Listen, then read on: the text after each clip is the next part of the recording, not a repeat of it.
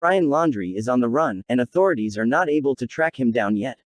However, there have been some shady things going on that makes me think this is part of some plan to maybe help Brian get away. On Tuesday the 14th of September, Brian's parents claim that their son left their home to go hiking at the Carlton Preserve.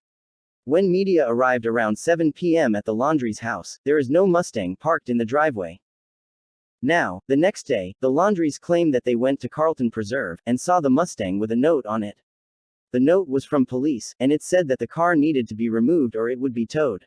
The Laundries decided to leave the car there for Brian to drive it back home. However, on this same day, media saw the Mustang parked in the Laundries' driveway. The story gets weirder. On Thursday, the Laundries claim that they went back to Carlton Preserve to bring it back home. Now, assuming the media have their times and dates correct, how did the Mustang get back to the reserve on Thursday, in order for the Laundries to pick it up? On Friday the 17th of September, the Laundries decide to call police to their home, to report Brian missing. The Mustang is in their driveway at this point.